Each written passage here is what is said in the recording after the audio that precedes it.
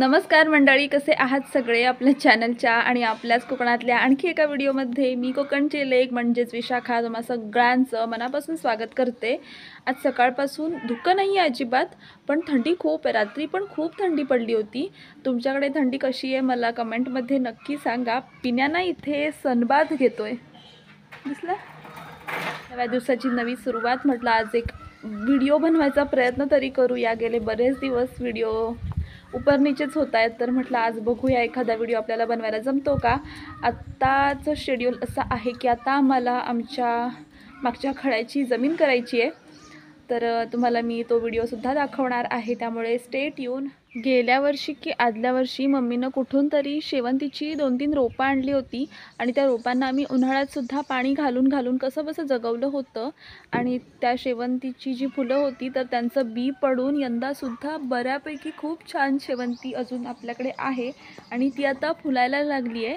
मार्गशीर्ष महिन्यात याचा आपल्याला उपयोग होईल. जेव्हा घट असतील आपल्या घरी तर तेव्हा हीच फुलं आपण देवपूजेसाठी वापरू शकतो.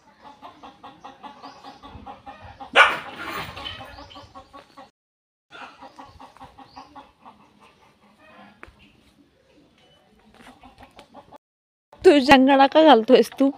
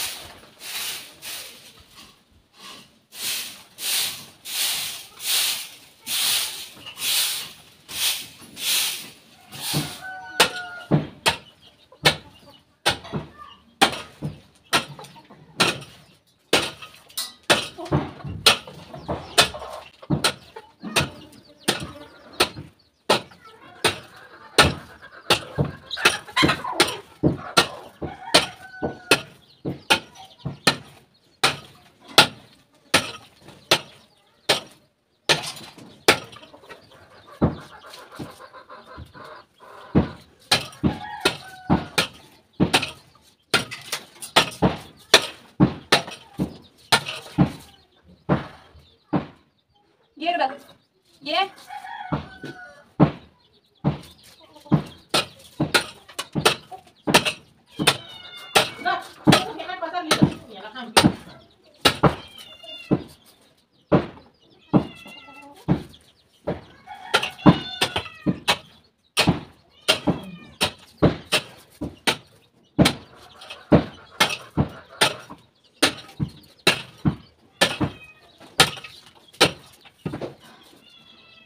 मंडळी, हा आपला रुद्र म्हणजे आमचा बंटी आणि हा आमचा पिंसू, हे सगळे दोघं जण आज आमच्याकडे कशासाठी तरी आलेत आणि येतानाही एवढी मोठी पिशवी घेऊन आलेत. कशाला आलाय? मोठ्यानं बोल, त्यांना ऐकायला जात नाही, बहिरी येते माणसं. अंधनिधी गोळा करण्यासाठी आलेला. अंध म्हणजे कोण? ज्यांना असे डोळे वेगळे असतात, ज्यांना दिसत नाही, ज्यांना दृष्टी नसते ते अंध. आणि निधी म्हणजे पैसे. मग तुम्हाला माहितीये हे पैसे तुम्हाला नाही मिळणार आहेत. आम्हाला माहिती आहे हे पैसे त्यांना द्या लोकांना. मग तरी पण एवढं पायपीट कशाला करायची गोळा करायला? त्यांना मदत म्हणून. कशासाठी? त्यांना मदत ना म्हणून असं सांगायचं. कुणी विचारलं तर हसत बसणार तिथं. पण दाखव कार्ड. पैसे नको. हे असं कार्ड आम्हाला पण मिळायचं जेव्हा आम्ही शाळेत होतो. तर अंधनिधीचं कार्ड असतं, आपण मुलांना देतात आणि फिरायचं सगळ्याकडे मुलांनी, वाडीमध्ये गावामध्ये जिथे शक्य होईल तिथे. आणि मग ह्याच्यामधून त्या मुलांनी पैसे गोळा करायचे असतात आणि ते पैसे अंधांना निधी म्हणून म्हणजे त्यांना मदत म्हणून दिले जातात. तर आता बघूया आपला रुद्र किती पैसे गोळा करतोय.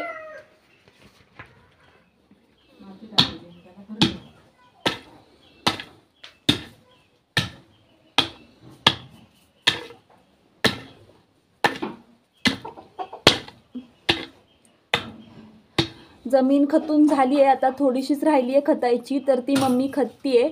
आणि जमीन खतताना जी मातीची मोठी मोठी अशी ढिकळं येतात तर ती फोडून बारीक करावी लागतात.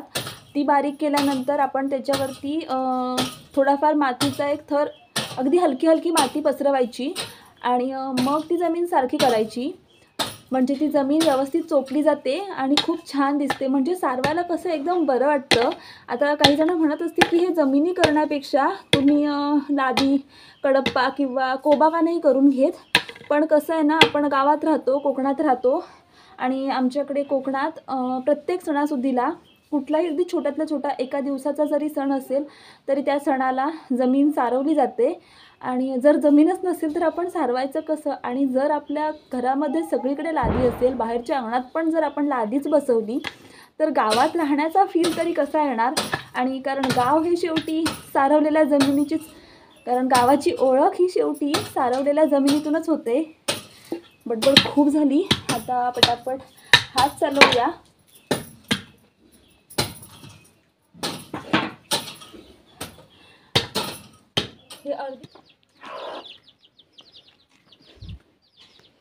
शिरबागीची जमीन झाली.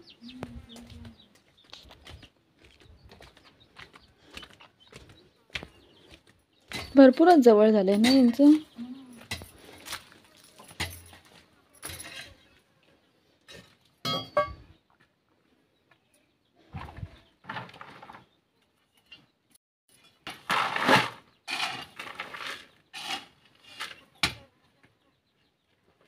ते डोक्यावर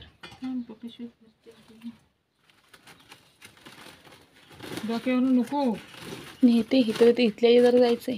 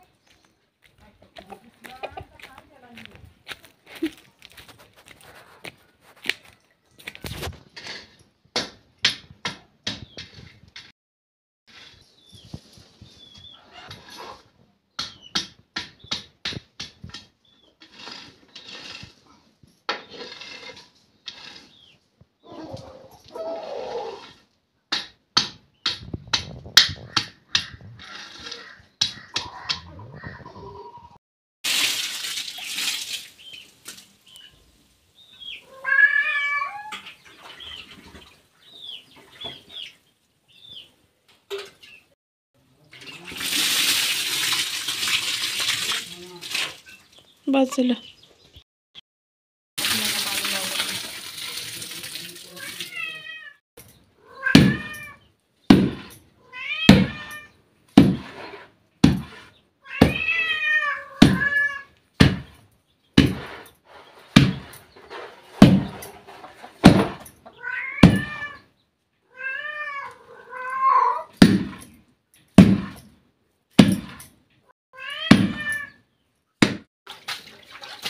चिकन नाही पाहिजे तर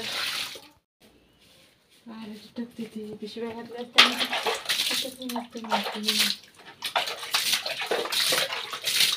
मग आता हे असंच ठेवणार. नाही त्याला तूप काढायचं थोडं वेळ.